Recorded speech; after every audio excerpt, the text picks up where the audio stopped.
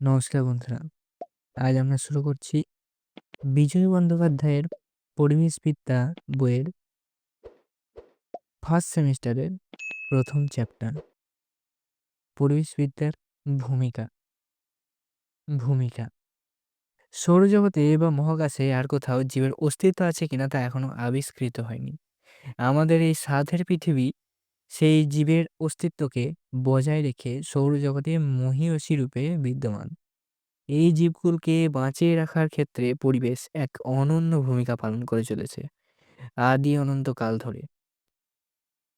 আমরা মমির যুগ পার করে এসেছি। সে সময় পিরামিডের প্রকাণ্ড প্রকাণ্ড পাথরের চাই কেমন করে অত উঁচুতে তোলা হয়েছিল, অত সূক্ষ্ম মাপজোকি বা কেমন করে করা হয়েছিল তা এখনো বিস্ময়। অথচ বর্তমানে আমরা চিরুনি তল্লাশি চালিয়ে যাচ্ছি গ্রহ থেকে গ্রহান্তরে জীব ও জীবকুলের উপযোগী পরিবেশের খোঁজে। আমরা যে পরিবেশে রয়েছি বলাই বাহুল্য সেই পরিবেশকে আমরা ক্রমাগত উপেক্ষা করে চলেছি, অনাদরে তাকে আঘাত করে চলেছি। এমনকি পরিণামের কথা চিন্তা না করে অবিবেচকের মতো তাকে দূষিত করে চলেছি। ফলস্বরূপ আমরা সুনামি, সাইক্লোন, ভূমিকম্প, খরা, বন্যা, এল নিনোর মতো প্রাকৃতিক দুর্যোগ সমূহের খুব নজরে পড়েছি। তবু আমরা নিজেদের অবিবেচক কর্মপদ্ধতির লাগাম টানতে পারছি না। আমাদেরকে অবশ্যই ভাবতে হবে পরিবেশ আমাদেরই আত্মজ, অন্যথায় আমাদের কোনো পরিত্রাণ নেই। পরিবেশের সংজ্ঞা, ডেফিনিশন অফ এনভায়রনমেন্ট। পরিবেশের একাধিক সংজ্ঞার মধ্যে কয়েকটি উল্লেখ করা হলো। প্রথমটি দেখো, জীব ও জড়ের সমন্বয়ে গঠিত মানুষের পারপার্শ্বিক অবস্থাকে পরিবেশ বলে। অর্থাৎ জীব এবং জড়, জীব এবং জড়, যার প্রাণ আছে তাকে জীব বলে, এবং যার প্রাণ নেই, জীব একটা বস্তু, তাকে জড় বস্তু বলা হয়।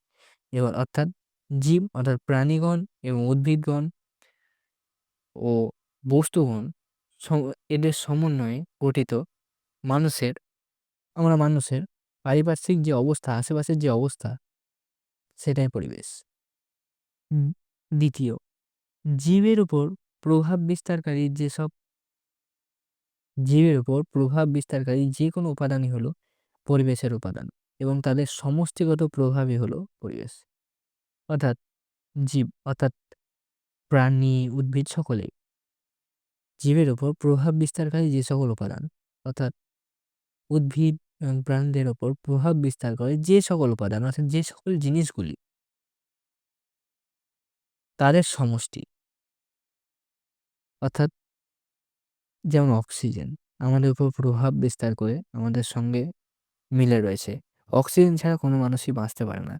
তাই এই অক্সিজেন একটি পরিবেশের অংশ, যেটা উদ্ভিদের কাছ থেকে আমরা গ্রহণ করছি। সূর্য থেকে তাপ আসছে, তাপটি আমাদের একটা পরিবেশের অংশ। আমরা যে মাটিতে হাঁটছি সেটা পরিবেশের একটি অংশ। এর সমষ্টিগত প্রভাব, অর্থাৎ এই সমস্ত কিছুর সমষ্টি হচ্ছে পরিবেশ। পরিবেশ হলো জড় ও সজীব উপাদানসমূহের সমষ্টি, যা জীবের অস্তিত্ব রক্ষা, উন্নয়ন ও জনন প্রক্রিয়াকে প্রভাবিত করে।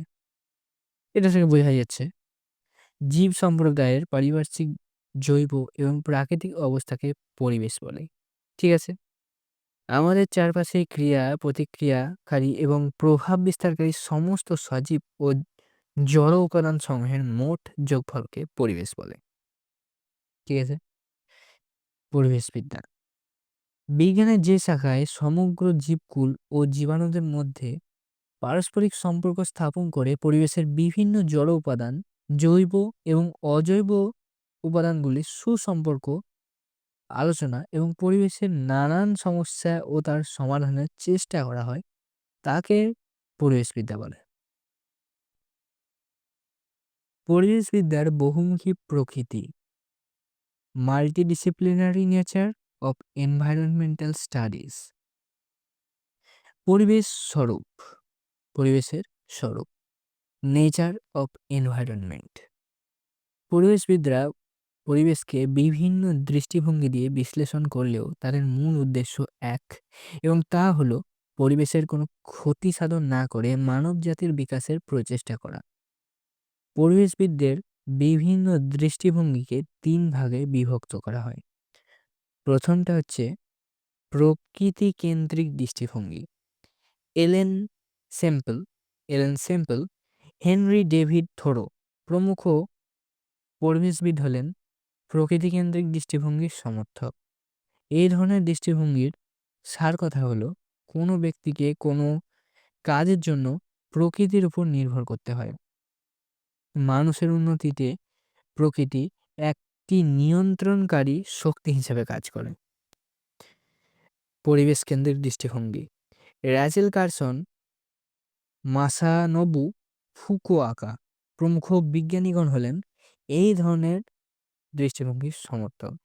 তাহলে প্রকৃতিকেন্দ্রিক দৃষ্টিভঙ্গির সমর্থক বিজ্ঞানীরা হচ্ছেন এলেন সেম্পল, আর একজন হচ্ছে হেনরি ডেভিড থোরো। ঠিক আছে। আবার পরিবেশ কেন্দ্রিক দৃষ্টিভঙ্গির সমর্থক হচ্ছেন রাচেল কারসন, মাসানোবু ফুকুওকা প্রমুখ বিজ্ঞানীগণ। এই দৃষ্টিভঙ্গির মূল কথা হলো, পরিবেশ ও প্রকৃতি থেকে মানুষ পৃথক নয় এবং মানুষ অনুকূল পরিবেশের মাধ্যমে তার লক্ষ্যে পৌঁছতে পারে। তারপরেরটা হচ্ছে আর্থ সামাজিক দৃষ্টিভঙ্গি। ইভান ইলিচিত্ত এবং রুরল বাহারো প্রমুখ বিজ্ঞানীরা এই ধরনের দৃষ্টিভঙ্গির সমর্থক। বোঝা গেল? দুটো নাম পেলাম আবার, ইভান ইলিচিত্ত এবং রুরল বাহারো। ঠিক আছে। অর্থনৈতিক ও সামাজিক বিকাশই হলো এই দৃষ্টিভঙ্গির মূল বিষয়। ঠিক আছে, এটা বোঝা গেল। এই দৃষ্টিভঙ্গির মতে অর্থনৈতিক ও সামাজিক উন্নয়ন ছাড়া মানব সম্পদের বিকাশ ঘটানো সম্ভব নয়। এই দুটো, আগের দুটো পরিবেশ কেন্দ্রিক ছিল, এটা আর সামাজিক অর্থাৎ অর্থনৈতিক উন্নয়নের দিকে বিশেষ খেয়াল রাখছে। বোঝা গেল? তারপরে পরিবেশবিদ্যার সুযোগ ও গুরুত্ব। Scope and importance of environmental studies. পরিবেশবিদ্যার সুযোগ, স্কোপ অফ এনভায়রনমেন্টাল স্টাডিজ। সুযোগগুলি দেখে নাও। বাস্তুতন্ত্র বা ইকোসিস্টেম সম্পর্কে সঠিক জ্ঞান অর্জন করা, প্রাকৃতিক সম্পদের ব্যবহার এবং পরিবেশ দূষণ বিষয়ে মানুষের মধ্যে চেতনতা বৃদ্ধি করা, প্রকৃতিকে, উদ্ভিদ, প্রাণী এবং অণুজীব সমূহের প্রতিনিয়ত যে পরিবর্তন ও বিভাজন ঘটছে সে সম্পর্কে সঠিক তথ্য সরবরাহ করা, পরিবেশ বিষয়ক আইন, নিয়ম ও অধিকার সম্পর্কে মানুষের সচেতন করা, প্রাকৃতিক ও মনুষ্যসৃষ্ট দুর্ঘটনা, বিপর্যয়, দূষণ ও তার কুফল সম্বন্ধে মানুষের জ্ঞান বৃদ্ধি করা এবং নিয়ন্ত্রণের উপায় নির্ধারণ করা। এগুলি হচ্ছে পরিবেশবিদ্যার সুযোগ ও গুরুত্ব। পরিবেশবিদ্যার গুরুত্ব, ইম্পর্টেন্স অফ এনভায়রনমেন্টাল স্টাডিজ। বাস্তুতন্ত্রের মধ্যে শক্তি প্রবাহ, পুষ্টির যোগান এবং জীবজগতের মধ্যে পুষ্টির যোগান অনুযায়ী ওই বাস্তুতন্ত্রের প্রজাতির সংখ্যা কতটা সামঞ্জস্যপূর্ণ তা বিচার বিশ্লেষণ করা। পরিবেশবিদ্যার মাধ্যমে পৃথিবীর জনসংখ্যার বণ্টন, বৈশিষ্ট্য এবং পরিবেশের সঙ্গে মানুষের অর্থনৈতিক ও সামাজিক প্রগতির হার যথার্থ কিনা সে সম্পর্কে ধারণা লাভ করা যায়।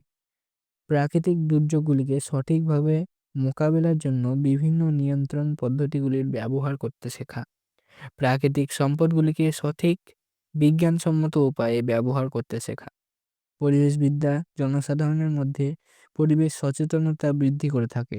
পরিবেশ দূষণের মনুষ্যসৃষ্ট কারণগুলিকে শনাক্ত করে তাদের যথেষ্ট হ্রাস করার প্রচেষ্টা করা, শিল্প, বাণিজ্য এবং কৃষির প্রসারের সাথে সাথে মানুষের অন্ন, বস্ত্র, বাসস্থান সংক্রান্ত চাহিদাগুলির পরিবর্তন এবং সংস্থাপন সম্পর্কে সম্যক ধারণা লাভ করা যায় পরিবেশবিদ্যার মাধ্যমে।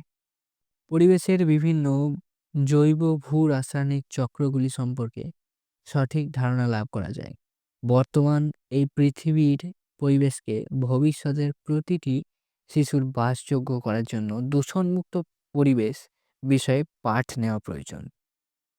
পরিবেশ শিক্ষার উদ্দেশ্য, গোলস অফ এনভায়রনমেন্টাল এডুকেশন, পরিবেশ সংক্রান্ত গণসচেতনতা বৃদ্ধি ঘটানো, অবাঞ্ছিত ক্রিয়াকলাপ ব্যতি রেখে বিজ্ঞান ভিত্তিক সুপরিকল্পনা গ্রহণ করা। ৩ নম্বর, উন্নয়নের ক্ষেত্রে বিভিন্ন প্রকল্পগুলিকে পরিবেশ বান্ধবমুখী অর্থাৎ ইকো ফ্রেন্ডলি করে তোলা। ৪ নম্বর, রাজনৈতিক স্তরে দলমত নির্বিশেষে পরিবেশ রক্ষার ক্ষেত্রটিকে যথেষ্ট গুরুত্ব দেওয়া। ৫ নম্বর, দেশীয় এবং আন্তর্জাতিক স্তরে পরিবেশ দূষণ ও অবক্ষয়ের মারাত্মক পরিণামের কথা বিবেচনা করে জরুরি ও কার্যকরী পদক্ষেপ গ্রহণ করা। পৃথিবীর এই সুবিশাল জীববৈচিত্র্য অর্থাৎ বায়োডাইভার্সিটি সম্পর্কে সম্যক জ্ঞান লাভ করতে সাহায্য করা। ৭ নম্বর, বাস্তুতন্ত্রের বিভিন্ন উপাদানগুলির সাথে মানুষের সম্পর্ক বুঝতে সাহায্য করা। ৮ নম্বর, প্রাকৃতিক সম্পদের বিজ্ঞানসম্মত ব্যবহার ও সংরক্ষণ করতে শেখা। ৯ নম্বর, লুপ্তপ্রায় এবং বিরল জীব প্রজাতিকে সঠিক পদ্ধতিতে সংরক্ষণ করা। তাহলে আমরা এখানে ৯টি পয়েন্ট দেখে নিলাম পরিবেশ শিক্ষার উদ্দেশ্য। অর্থাৎ পরিবেশ আমাদের কেন শিখতে হবে? পরিবেশবিদ্যাকে আমরা কেন শিখব? এই সমস্ত বিষয়ে এতক্ষণ আমরা আলোচনা করলাম।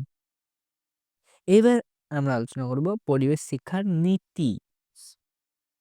Principles of environmental education. পরিবেশ শিক্ষা হলো শিক্ষার্থীকে পরিবেশের বিভিন্ন উপাদান সম্পর্কে সম্যক জ্ঞান দান করা এবং পরিবেশের সঠিক সংরক্ষণ ও উন্নয়নকে তাকে উৎসাহিত করা। পরিবেশ শিক্ষা কতকগুলি নীতির উপর প্রতিষ্ঠিত। নিচে পরিবেশ শিক্ষার নীতিগুলি উল্লেখ করা হলো। শিক্ষার্থীদের মধ্যে প্রাকৃতিক, সামাজিক, অর্থনৈতিক, রাজনৈতিক এবং সাংস্কৃতিক পরিবেশ সম্পর্কে সামগ্রিক ধারণা গঠন করা। প্রাথমিক বিদ্যালয় থেকে বিশ্ববিদ্যালয় স্তর পর্যন্ত ৪টি স্তরে যেমন প্রাথমিক, মাধ্যমিক, উচ্চ মাধ্যমিক, বিশ্ববিদ্যালয় পরিবেশ শিক্ষার বিষয়গুলির পড়ার সুযোগ থাকা। পরিবেশবিদ্যার কোনো স্বতন্ত্র বিষয় নয়, বরং এটি অন্যান্য বিষয়ের সঙ্গে সম্পর্কযুক্ত। এটি শিক্ষার্থীদের মধ্যে জাগিয়ে তোলা উচিত। বর্তমানে জাতীয় কিংবা আন্তর্জাতিক স্তরে যেসব পরিবেশগত সমস্যার সৃষ্টি হচ্ছে সেগুলির প্রতি মনোনিবেশ করা প্রয়োজন। শিক্ষার্থীদের বুদ্ধি শিক্ষার্থীদের বৃদ্ধি ও বিকাশের জন্য পরিবেশ সম্পর্কিত বিভিন্ন ধরনের পরিকল্পনা গ্রহণের ব্যবস্থা করা।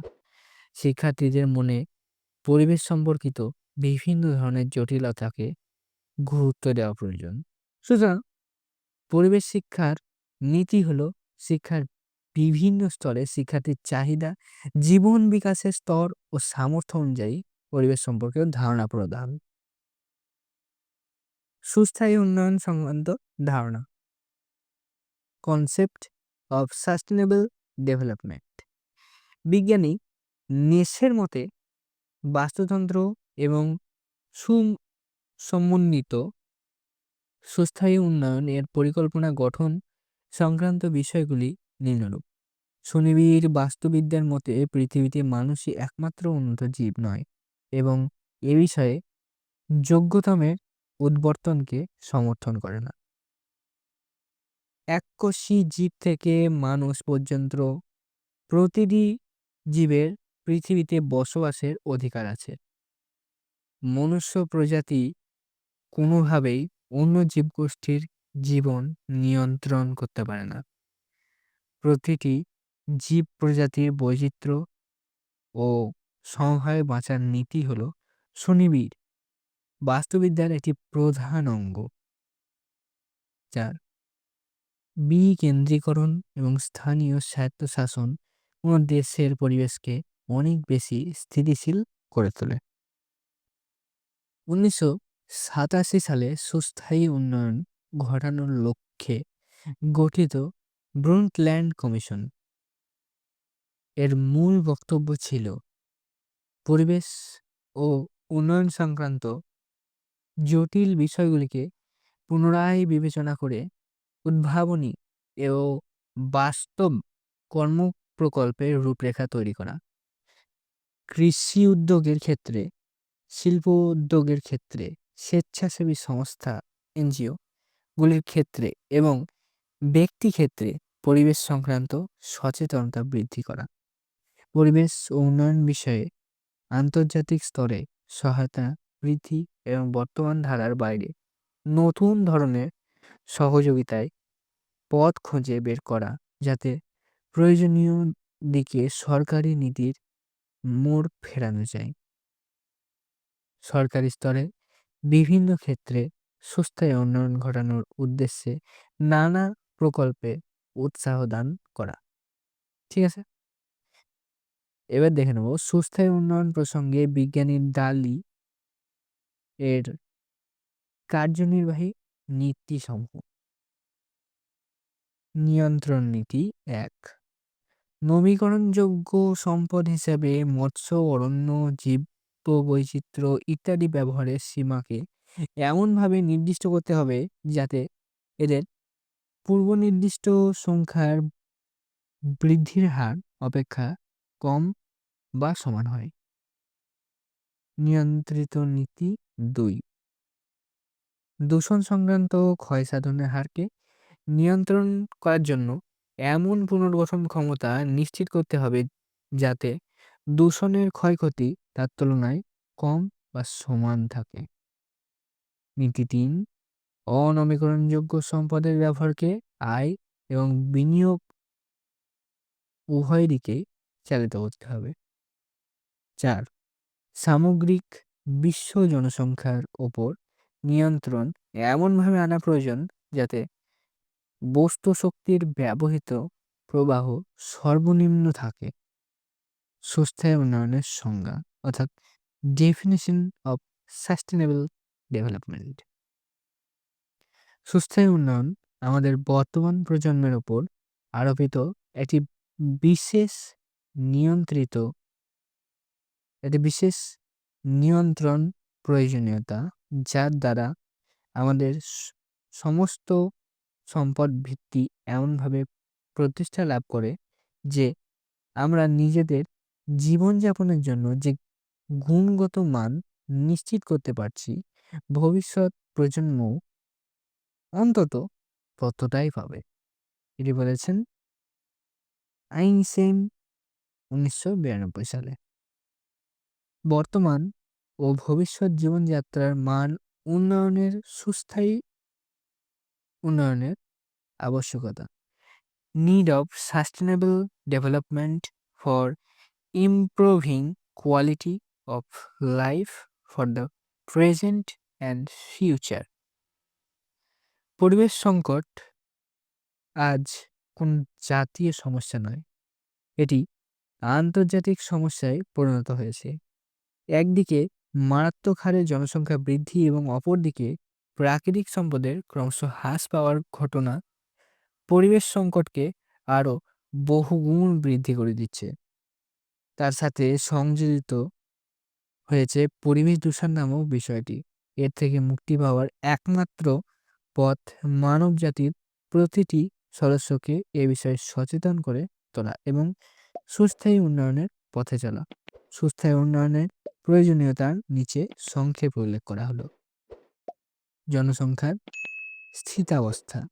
সুস্থায়ী উন্নয়নের জন্য পৃথিবীর জনসংখ্যা স্থিতাবস্থা একান্ত প্রয়োজন।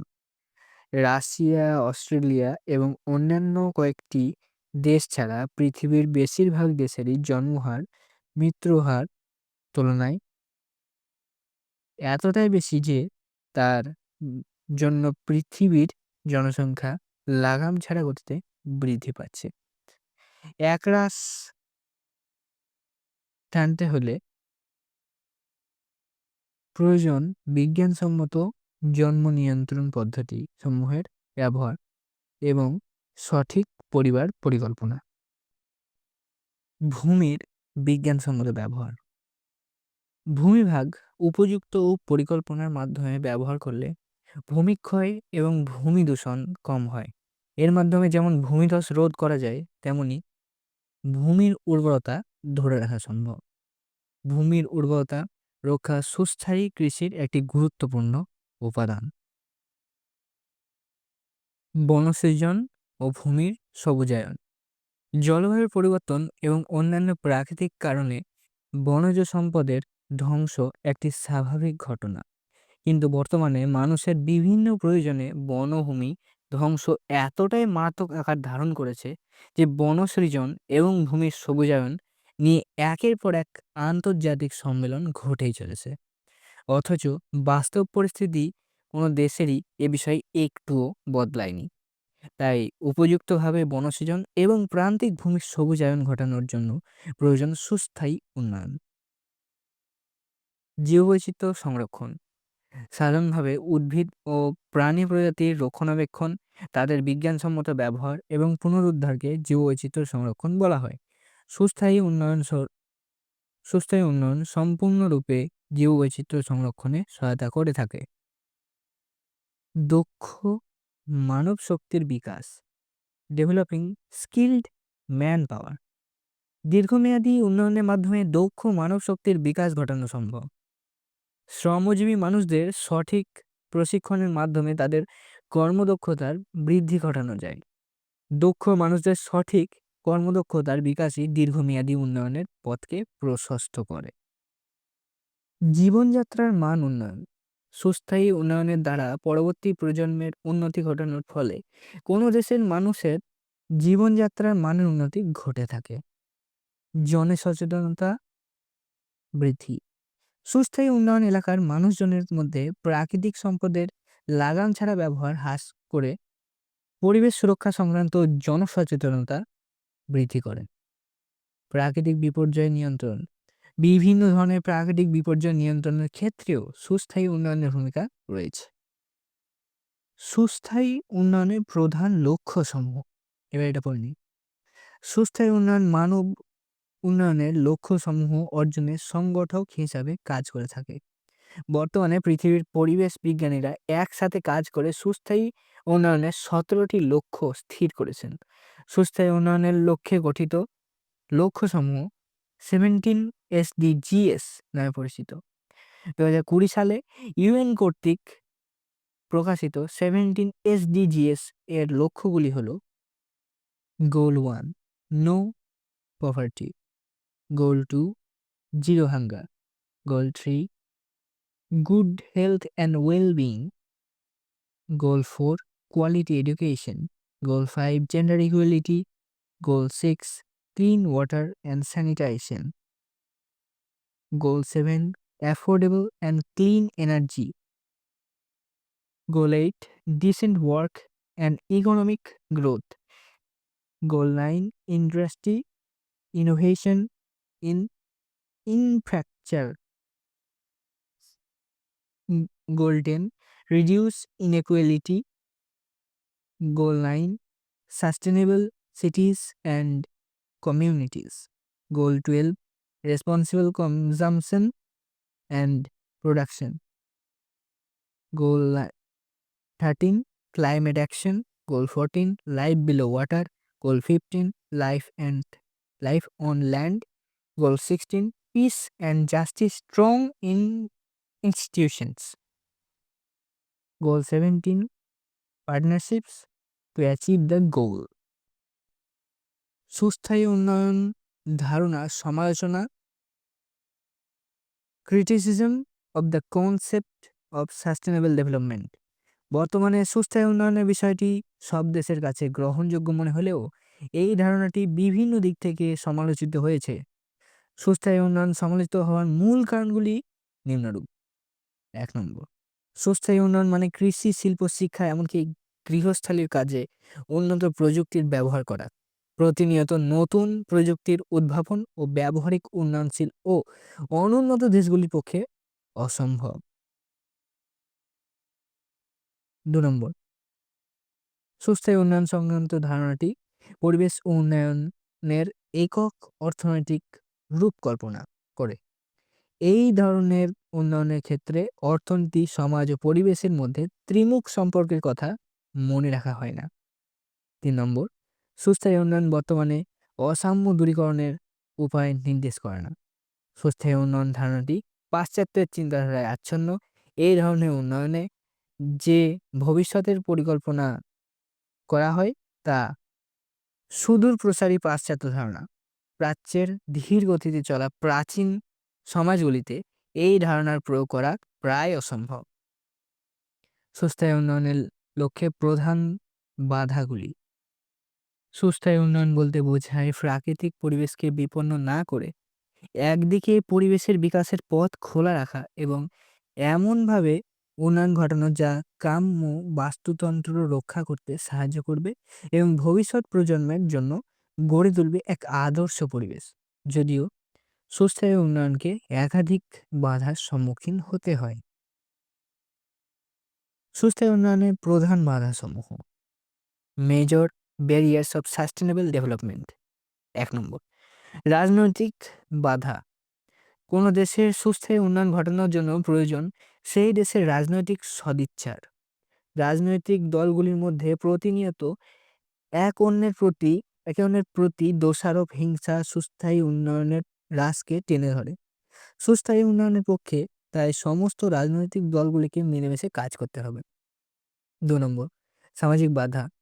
চরম দারিদ্র্য এবং অত্যাধিক জনসংখ্যা বৃদ্ধির কোনো দেশে সুস্থায়ী উন্নয়নের গুরুত্বপূর্ণ বাধা হয়ে দাঁড়ায়। সাধারণত এশিয়া এবং আফ্রিকার বেশিরভাগ, প্রায় ৩৭টি দেশ খাদ্য সংকটের মধ্যে রয়েছে। অথচ ওই দেশগুলির জনসংখ্যার চাপ প্রতিদিন বেড়ে যাচ্ছে। তাই সুস্থায়ী উন্নয়ন ঘটাতে গেলে প্রয়োজন সঠিক পরিবার পরিকল্পনা। অর্থনৈতিক বাধা। বর্তমান অনুযায়ী বর্তমান অর্থনীতি অনুযায়ী ধনী দেশগুলি আরও বিত্তমান হচ্ছে, অপরদিকে গরিব দেশগুলির আরও গরিব হয়ে যাচ্ছে। ধনী দেশগুলির শোষণ নীতি এতই এর জন্যই দায়ী। এই অশুভ শোষণ নীতির ফলে গরিব দেশগুলির মানুষদের ক্রয় ক্ষমতা দিন দিন কমে যাচ্ছে। প্রশাসনিক বাধা। কোনো দেশের সুস্থায়ী উন্নয়নের ক্ষেত্রে অনেক সময় বাধা হয়ে দাঁড়ায় সরকারি আমলাদের একাংশের অসহযোগিতা ও কাজের প্রতি অনীহা। পরিবেশ আইন সংক্রান্ত বাধা। কোনো দেশে সুস্থায়ী উন্নয়ন ঘটাতে হলে পরিবেশ সংক্রান্ত আইনগুলিকে কঠোরভাবে প্রয়োগ করা প্রয়োজন। ঠিক আছে? তাহলে প্রথম চ্যাপ্টারটা আমরা রিডিং পড়ে শেষ করে দিলাম। মানেগুলো তোমরা একবার রিভাইজ দিলেই অটোমেটিক্যালি বুঝে যাবে। এবার আমরা প্রশ্নোত্তর পর্বের দিকে এগিয়ে যাব। তাহলে এবার এমসিকিউগুলো আলোচনা করে নিই। আমাদের প্রথম প্রশ্ন হচ্ছে, জীবের ওপর প্রভাব বিস্তারকারী জীব ও জড়ের সমন্বয়ে গঠিত মানুষের পারিপার্শ্বিক অবস্থাকে বলা হয়।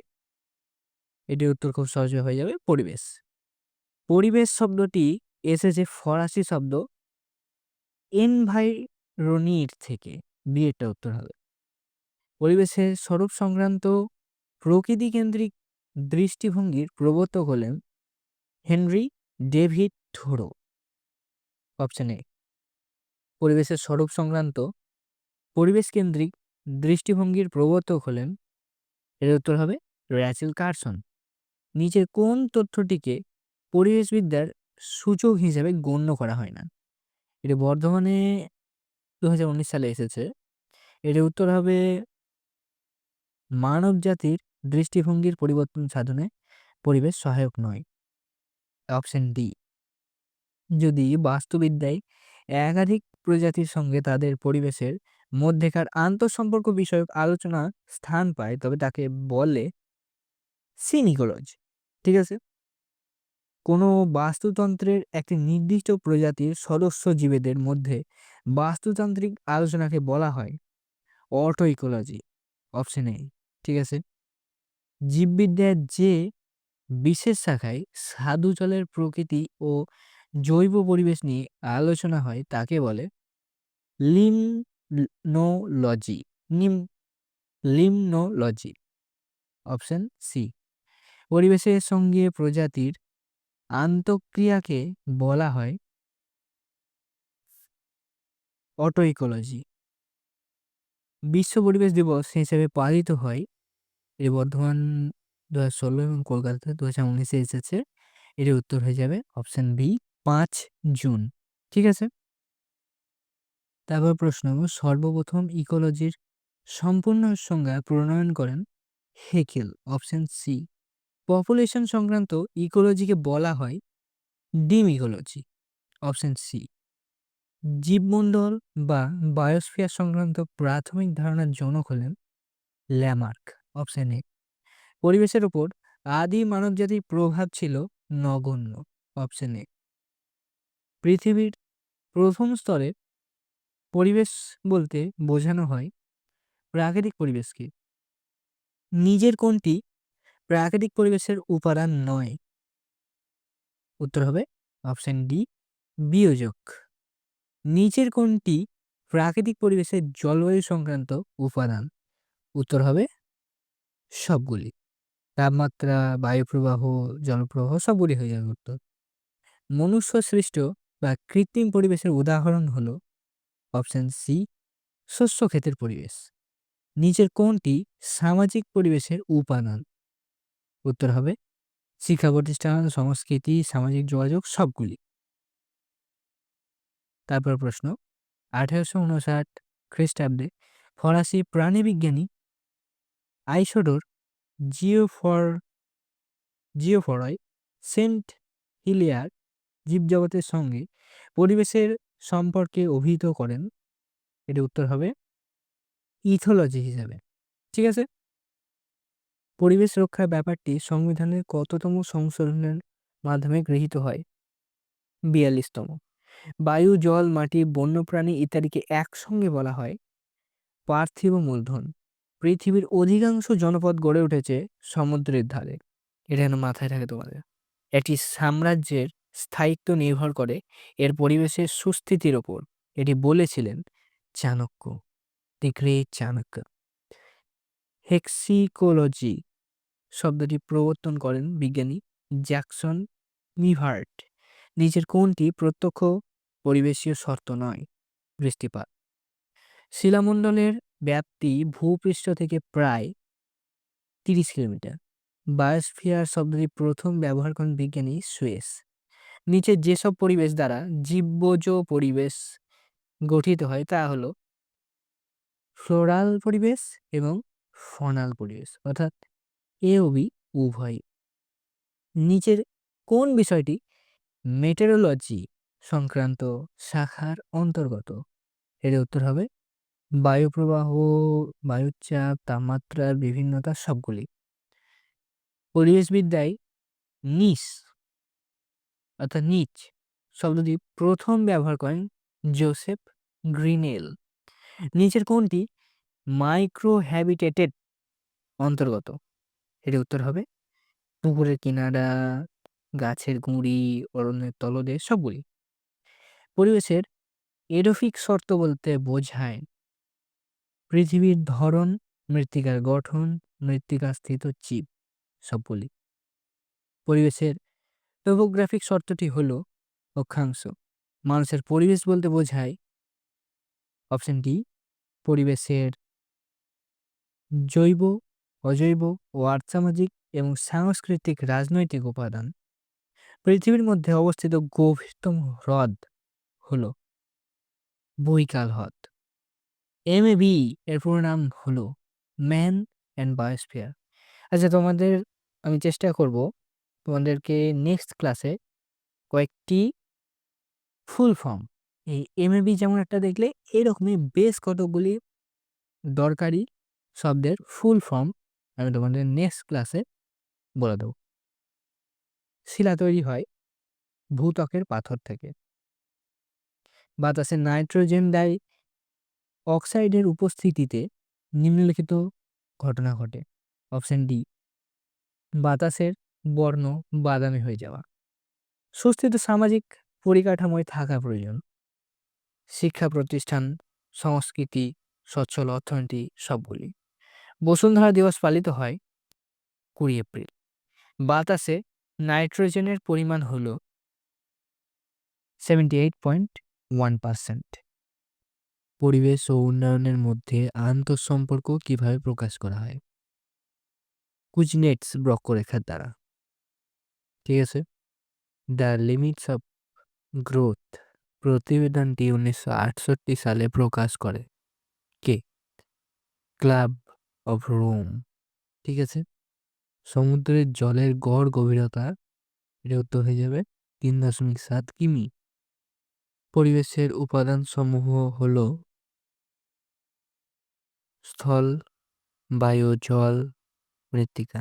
এগুলি সবগুলি উত্তর হয়ে যাবে।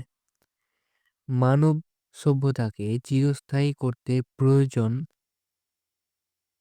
জনসংখ্যা নিয়ন্ত্রণ ও স্বাস্থ্য সচেতনতা, পরিবেশ দূষণ রোধ, জীবন জীববৈচিত্র্য সংরক্ষণ। এগুলো সবগুলি হয়ে যাবে। এর উত্তর অপশন ডি। কোনটি বায়ুমণ্ডলের ভাগ নয়? এটির উত্তর হবে অপশন সি, মেগাস্ফিয়ার।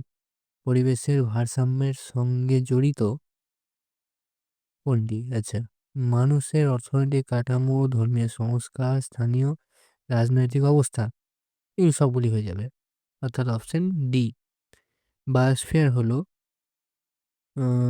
অপশন ডি, ভৌত পরিবেশের সাথে আন্তঃক্রিয়ারত পৃথিবীর সমগ্র জীব সমষ্টি। র্যাচেল কারসনের সাইলেন্ট স্প্রিং বইটির সাথে সম্পর্কিত। ডিডিটি। ভারতবর্ষে অন্তর্ভুক্ত একটি শীতল মরুভূমি হলো লাদাখ। এটা তোমরা সবাই জানো আশা করছি। 5ই জুন পালন করা হয়। 5ই জুন কি পালন করা হয়? বিশ্ব পরিবেশ দিবস। ঠিক আছে? নিচের কোনটি প্রথম পৃথিবীতে জীবন বা প্রাণ সৃষ্টি করে? এর উত্তর হয়ে যাবে গাছ। বায়ুমণ্ডলের নিচের উপাদানগুলির ঊর্ধ্বক্রম অনুসারে সাজাও। এর উত্তর হবে প্রথম কার্ডটাই nitrogen, oxygen, argon, carbon dioxide. এটি হয়ে যাবে। সম্পৃক্ত রুদ্ধ তাপের পরিবর্তনের হার হলো 6.4 ডিগ্রি সেলসিয়াস পার কিমি। ঠিক আছে? বায়ুর সর্বোচ্চ তাপমাত্রা নথিভুক্ত রয়েছে নিচের কোন স্থানে? এটি উত্তর হবে আজিজিয়া।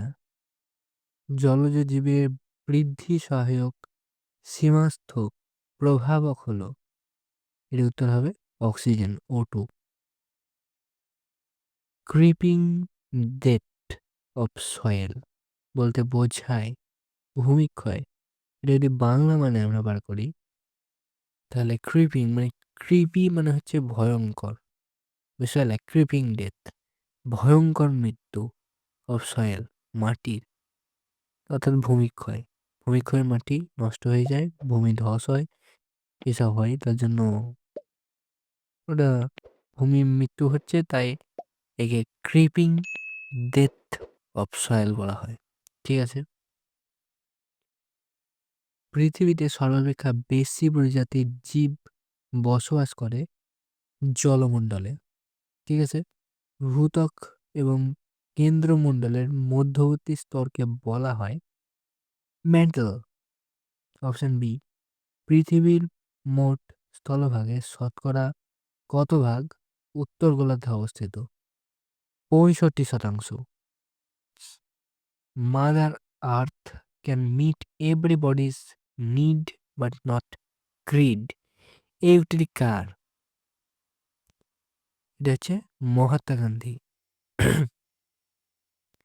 বিশ্বের উন্নয়নশীল দেশগুলিতে পরিবেশ সচেতনতা বৃদ্ধির উদ্দেশ্যে আর্থ স্ক্যান গঠন করা হয়।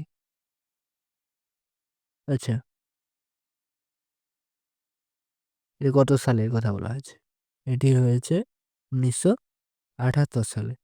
বায়ুমণ্ডলে কোন স্তরে ওজন বর্তমান? মেসোস্ফিয়ার। পরিবেশ সংক্রান্ত বিখ্যাত 3P সূত্রের বিষয়গুলি হলো পপুলেশন, পভার্টি, পলিউশন। ঠিক আছে? PPP।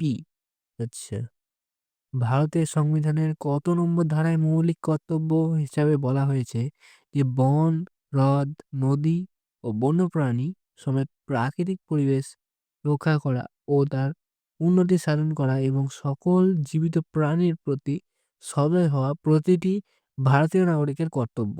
এর উত্তর হবে অপশন সি 51। ইকোলজির প্রধান উদ্দেশ্য হলো, এগুলো সবগুলি হয়ে যাবে, ঠিক আছে। কোনো প্রাকৃতিক পরিবেশের দুটি ভিন্ন প্রজাতির জীবের মিথস্ক্রিয়া যদি প্রত্যক্ষভাবে কেউ কারো ক্ষতি না করে তবে তাকে বলে নিউট্রালো নিউট্রালিজম নিউট্রালিজম ঠিক আছে। সুস্থায়ী উন্নয়নের জন্য ব্যবহারযোগ্য উৎসগুলি হলো সৌরশক্তি ও বায়ুশক্তি। সুস্থায়ী উন্নয়নের সঙ্গে যে কমিশন সম্পর্কিত তা হলো ব্রুন্টল্যান্ড কমিশন। বাস্তুতান্ত্রিক, অর্থনৈতিক ও সামাজিক উন্নয়নের সুষম পারস্পরিক সংযোগের ফলে নিষ্পন্ন হয় সুস্থায়ী উন্নয়ন, ঠিক আছে। সুস্থায়ী উন্নয়নের অঙ্গ নয়, এটা উত্তর হয়ে যাবে অপশন সি অরণ্য নিধন। সুস্থায়ী উন্নয়ন সূচিত করে, এটা উত্তর হবে পরিবেশের ভারসাম্য বিঘ্নিত না করে শিল্প ও কৃষি বিকাশ, ঠিক আছে। পরিবেশবিদ্যা স্থাপন করে থাকে, এর উত্তর সবগুলি হয়ে যাবে। নিচের কোনটি পরিবেশবাদের উদ্দেশ্য নয়, এটা উত্তর হবে অর্থ উপার্জন, ঠিক আছে। পরিবেশ শিক্ষার মূল ধাপগুলি হলো সমস্যা সংগঠন মূল্যায়ন, ঠিক আছে। পরিবেশ শিক্ষা সম্পর্কিত ভুল বক্তব্যটি হলো পরিবেশ বিষয়ক শিক্ষাদানে সরকারের নিয়ন্ত্রণ অপেক্ষাকৃত বেশি, ঠিক আছে। পরিবেশ শিক্ষার সমস্যা হলো এর সবরই উত্তর হয়ে যাবে শিক্ষা পরিচালনা সংক্রান্তটি অনেক বেশি। তারপরে শিক্ষা পদ্ধতি যে পরীক্ষা ব্যবস্থার ত্রুটি আছে, পরিবেশ শিক্ষা ক্ষেত্রে সরকারের উদাসীনতা রয়েছে, এগুলি সবগুলি হয়ে যাবে উত্তর। নিচের কোনটি পরিবেশ শিক্ষার বৈশিষ্ট্য নয়, এর উত্তর হবে সংগঠন। 1975 সালে ইউনেস্কো যুগোস্লাভিয়ার বেলগ্রেডে পরিবেশে শিক্ষার যে উদ্দেশ্যগুলির উপর এজেন্ডা প্রস্তুত করে তার সংখ্যা ছিল 4টি, ঠিক আছে। পরিবেশ শিক্ষার প্রধান নীতিটি হলো, ওগুলো সবগুলি উত্তর হয়ে যাবে। পরিবেশ সম্পর্কে সামগ্রিক ধারণা গঠন, শিক্ষার সর্বস্তরে পরিবেশ শিক্ষা, বর্তমান সমস্যার প্রতি মনোনিবেশ, তারপর এইগুলো সবগুলি।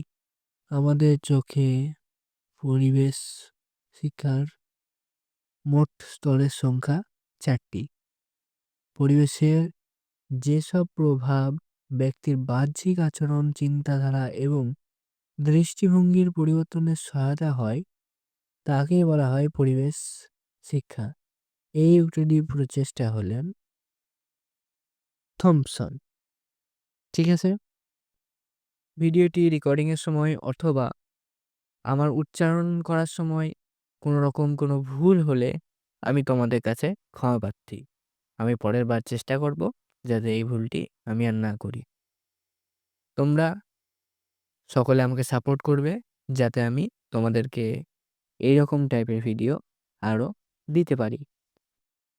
আমরা কিছু কিছু সময় পড়া রিলেটেড আলোচনা করব এবং কখনো কখনো গল্প গঠন করব। তো আজকের মতো বাই বাই।